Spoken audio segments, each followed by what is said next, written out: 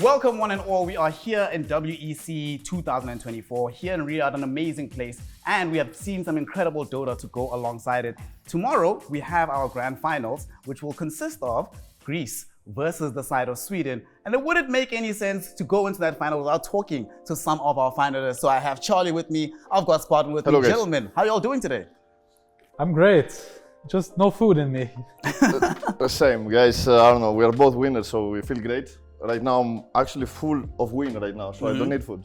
Okay, you don't need food at all, right? Yeah, I'm full of win right now, so everything's fine. So be honest with me, Spartan, right? You spoke after one of the interviews that we had, after you guys beat the Philippines, you were like, now we're actually feeling like we can actually go on, win this tournament, right? Yep. Did you feel that way coming into this event? Yep, we came with the mindset that we are not the underdogs for the first time in our life. First time in our life that we feel that we are not the underdogs. Guys, this is, no, if you actually go from 2013-14, I was always the underdog. And I'm coming to this event, I feel that I'm the winner, you know? I'm going to win this. But... You're the underdog now. Oof! No, that was talking. So, the thing is, okay, so never mind, I'm not gonna say anything. But yeah, so after we practiced a bit, things were not that smooth, and I was like, maybe we'll fix everything in the event, in the practice, and with the pubs and everything. But we didn't play a single pub, and we didn't play a single practice. So everything is just going straight, you know, no rest, just straight match after match after match. Let's say you played top 8 and then you go top 4, straight day without food. So everything is crazy. I don't know how I went to this actually subject, but yeah, I said everything. Interview is over. We're done now, chop it all up, no need for more conversation.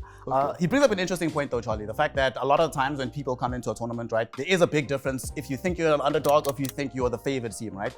So firstly, did you guys have a similar opinion that you are feeling like the favorites? And since you've been winning, you've won a tournament like this before, you've won IESF, right? Is it easier to win as the underdog or as the favorite? It's easier to win as an underdog for sure. Back in 2019 when I won, I had some big names in my team like S4 and EGM, and I was kind of new to the scene. It was cool to play with them and I was a bit nervous. But now I got asked to play. I wasn't even in this roster that qualified. Exactly. And they asked me to play because one of the players couldn't play. So I was like, yeah, sure, why not? And I joined. And then our offlaner couldn't play either, so we had to get someone else. So we just got someone else in the last second. Thanks to IESF for letting us do that. And we just came in as a group of friends and just to have fun as underdogs. We're in the final now. I don't know how we're in the final, but exactly. We made it. Just like that. Yeah. Bro, like if you see what happened with Philippines versus Sweden, you will not believe that they are in the finals. I was the worst player like in the first game of the day. She played with a badge. Yeah. Like it was impossible to play, and that's why she didn't I play. had a bandage. I cut yeah. myself on my finger and I had to play with a bandage and I couldn't press a button for morphling. It was like a disaster. Which makes it impossible to play that hero He in died particular. 2 times to do a solo. Yep. And he thinks that he's gonna win. No way. Man, this guy was watching, he's been studying. Yeah, he was watching He's got me. the team right now. I saw straight. I was like, how they lost to Philippines like this, like 20 minutes, it makes no sense. And then I'm going downloading the replay. I'm watching just top lane, how they're moving. I'm like watching Charlie dying 2 times. I'm like, no way, no way, no way this happened. But yeah, he was playing with the bandage, so Yeah. I give him that. Now she's actually 100% better. He's So, unleashed, yeah. he's got maximum power. Now she feels himself, actually. She feels that so- he can win. now. You know, Ooh. one of the reasons I wanted to talk to you guys in particular, right, is because for better or for worse, y'all are old as hell, right? In terms of the game, not in real life, but y'all have been in the scene for a very long time, right? Spartan, let's start with you. As a support right now, how do you think the game, from when you started to today, right? What's the biggest difference that you feel has been in these years? Everything is so different. The game just turned from straight 5-man, like straight snowball, into split, and everything needs to be so slow. Yeah, the map is so wide that you cannot punish the carry and then end the game straight on 15 minutes. You cannot do this. You need to you need to change your mindset completely. Like everything's so different, and I believe it's easier for the new players in a way, but it's also very complicated for the people that they started from the start, as you said. We have to adapt, and it's very hard to adapt in a style that it's completely different. Yeah, so as I said before, so yeah. Charlie, how do you feel about this? Because right now, when you were really at your prime, I believe, right, there was a lot of like 4 protect 1 strats. You could play quickly, but generally speaking, as a carry player, all the resources were going into you, right? Yeah. But now carry players have to be participating on the map a lot more often, right? You have to be aware of many more things happening, get involved in earlier fights. How do you adapt your playstyle, given how you were playing solidly for so many years and then all of a sudden the game changes in a minute, right? What did you have to go through to make sure that your play could keep up with these changes? You have to watch others play and learn from others. You need to humble yourself and need to just learn from others, and the game is exactly, you need to adapt, as Spartan said. So for example, if you play Morphling from before, you used to buy E-Blade on Morphling, and you used to kill people with E-Blade. The hero, you can't buy that anymore. You have to buy new items. There's Vladimir's. Like, you need to just always adapt your items and stay and watch and learn from other players, not just yourself, because you can't get better if you just play the game. You need to speak to others and talk, and yeah, like it's a completely different game. Completely different. It could even be called Dota 3. You could just name it Dota 3, honestly, because it's so different from how it was a few years back. There is no way that IceFrog just created this chaos. Like, you cannot, like, it's blown mind. You cannot create this in your mind. How she did it. Every hero that I have learned, like Terrorblade or Naga, that's in my backbone. When I sleep, I know how to play, what to do. Everything just changes. And you have to learn everything again, how to do it differently. And it makes it harder for you, like in your head, to finish the item build and know the timings. The meta shifts, and sometimes you're just clueless and you lose confidence in yourself because of this, and you think you're really bad, and it affects your mental state, and simple words. Either you adapt or you leave the scene. Simple words like this. I mean, an interesting thing about this, right, is that because the game has changed so much, does it ever happen where, let's say both of you had this exact same thing happen today? In your game, you see PL come out, right?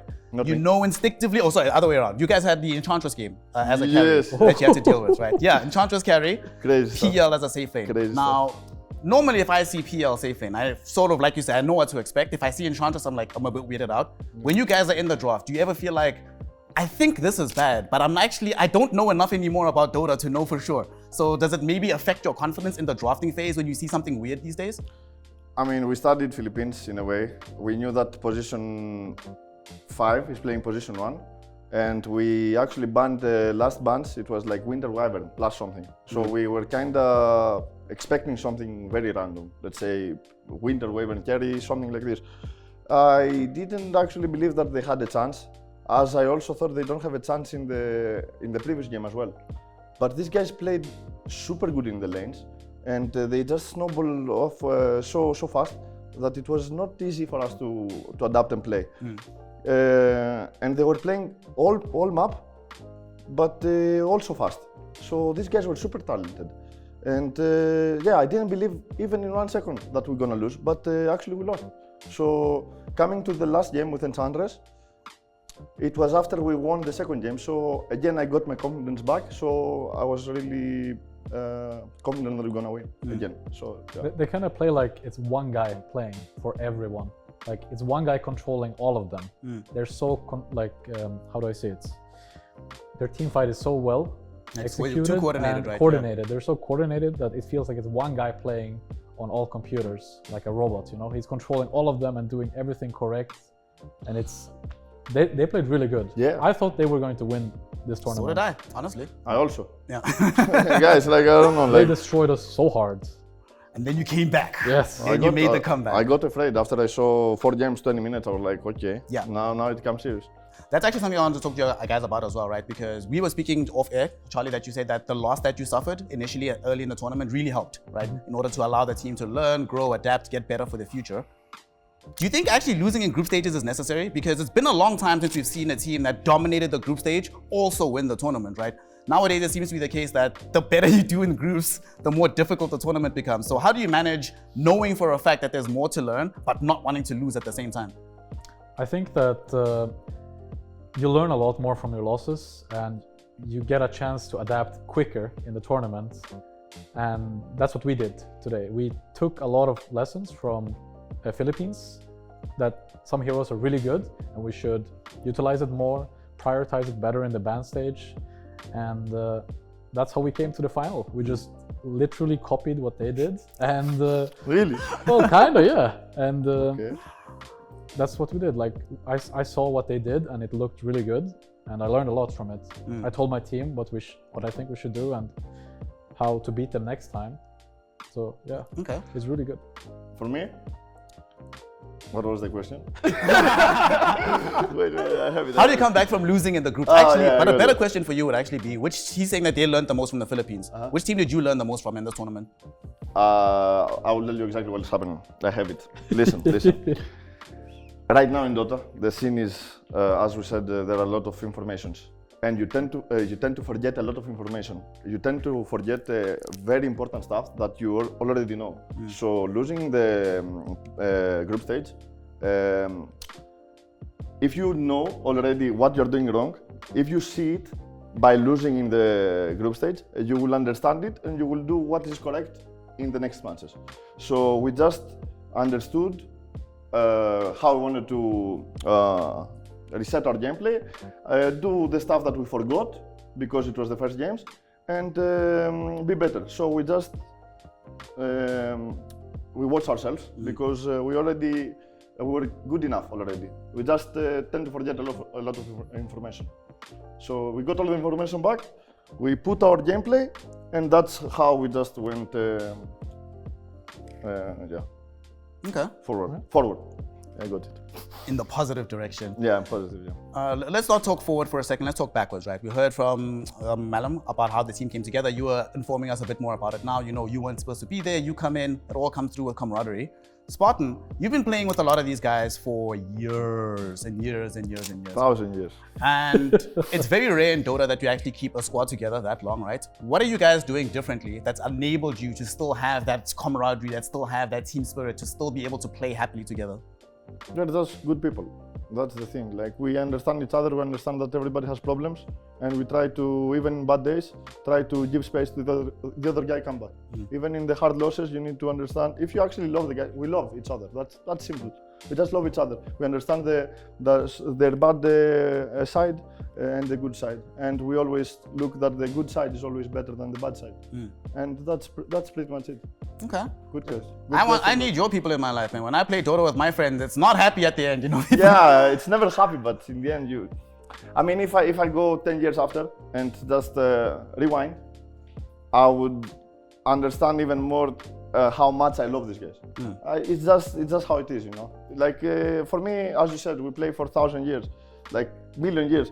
We know each other so much that all this stuff come together in the end, and you guys seem like brothers to me. Yeah, like, that's when I look at you guys, yeah. I just see like brothers arguing, and you know, it's never serious. It's just always. We can argue and then like I 5 see minutes it when I watch them in the tournament and through pubs. Like I know these guys too for a long time. So That's actually something that I've noticed between not just you guys individually, but the teams as a whole, right? That there seems to be, y'all are on very good terms, right? So how long have y'all known each other, you two individually, personally? Like, what's your relationship like? 8 years. It's been I don't know, like years? from when you started Dota 2? I mean, like 2016. 2016. Yeah. I started 2011. Okay, I have 50,000 hours in Dota right now that we're talking, guys. Yeah, probably I know you from the start, right? From when you started. I was really bad. I was really bad. But okay, like. Which is really bad. Okay, tell us an embarrassing story about a game you played with him. Okay, listen. No. I will tell you guys. No. Great question, man. Let me tell you some stuff right now. It happens with a lot of people, and for me, listen. When you sit with the guys in a couch, and you know him person to person in a pub, even if they fail, let's say I'm literally so bored. I play every day Dota. Maybe half games I'm gonna be alt-tab. Yeah. I don't really focus on the game in a lot of games. So everybody tends to flame each other, not me. You're the good guy. Yeah, but the thing is, like, what I'm gonna say is like, people have emotions. They want to really win. They want to get MMR, and they really focus on the moment. So they don't even check who you are. They just straight flame you. So even if they don't know that you are this guy, they will flame you and then they will go. So it was one time that I played with Charlie.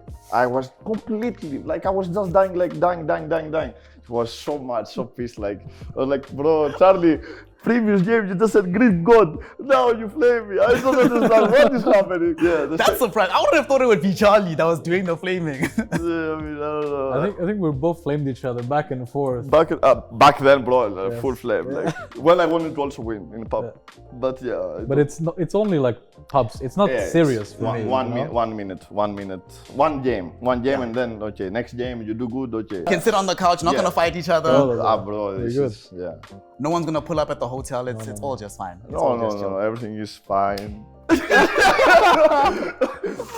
right, so check this out, guys. Right, y'all are both grand finalists. Yeah. Y'all are about to compete, to try and win $70,000, a not insignificant amount of money. Tell me already. about it. So talk to me, Charlie. Right, when you look at this, obviously you don't want to reveal everything, right? But if you were trying to describe what Greece does the best, what do you think it is right now? No, okay, doesn't sorry. believe in anything. I think what Greece does the best is they're kind of like Philippines, but from Europe. They play together. They're very they know each other for years, and they have perfect communication in terms of if they have a good game, they're gonna snowball the game and just take it. So we're gonna have to. Okay, I'm not gonna reveal my strategies here, but they are very strong if they win their lanes and if they get to win their offlane, I would say, mostly. Like Skylark and Desire is... Yeah, you lose offlane, you lose game. Yeah, so we're gonna have to focus up there and... Be afraid already. Well, you tell us then. He's saying so many nice things about your team. What do you like about Sweden? They have very unusual heroes. I mean, I didn't say. You said, guys, you played Necro? You played, I don't know, what you played? Meepo? Yes. Yeah, they did play Meepo. I have no idea. They're gonna play Laundry tomorrow, bro. Yeah? I played like in middle. Like and mid. And you were owning in that game, No, actually. for me, this is very concerning right now. He's very scared of us, I can tell you this now. I'm super, honestly, I believe the T strats are how you win tournaments if you are not as best as the other team. So yeah. Okay. How I turned around, huh? I was about to say, there's a little bit of flame in that one, It's fine, but yeah. not too much. Not too much. I'm being nice, saying what's good. Not too much. No, honestly, they have a lot of cheese heroes, guys. They play Laundry, this Lycan, you said Lycan. You're always spamming Lycan, right? Jerry Lycan. Yes. You're destroying everything. He's super good.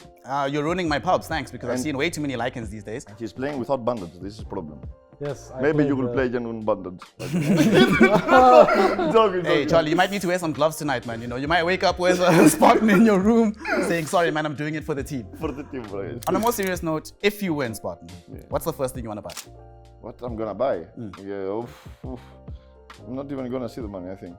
I'm doing some investments, and I'm focusing on Dota, but I have my family and we are all together. As we are here together with my team, I'm also with my family. So everybody is working for everybody in my family. Everybody is doing his part, and I want to contribute as well, like this, and grow even more. Maybe one new hat. You had this one for some time now. No, I bought one in the previous Reload tournament. Oh. Shout out to Victor. I bought one, but this is my favorite because with the previous hat, we lost. So this hat you win. this is the hat, bro. This is the hat. No change. For Science when? Science Texas, I think. Shout out to Capitalist for casting the EG games. Where would you gonna buy? And do you have any lucky article of clothing that you wear? No, I have nothing. I don't know what I'm gonna buy. Might not buy anything. Might just save up.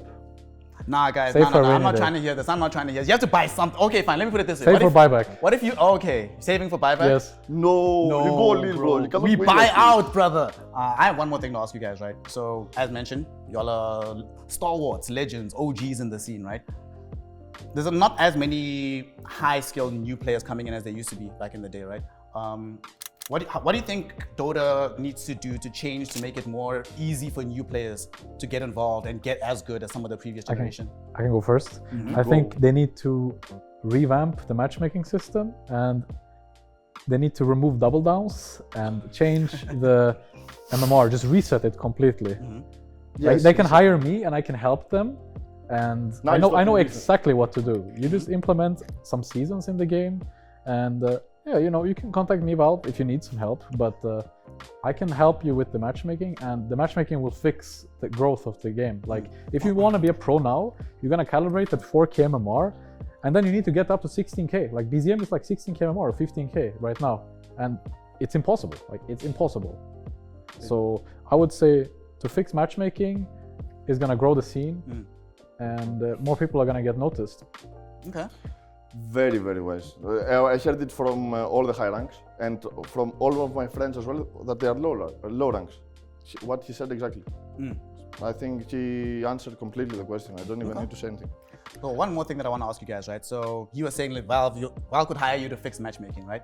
What if IceFrog just sent you a message and say, listen fam, I don't want you to fix matchmaking, I'll deal with that, right? I need you to just make this game in your own image, right?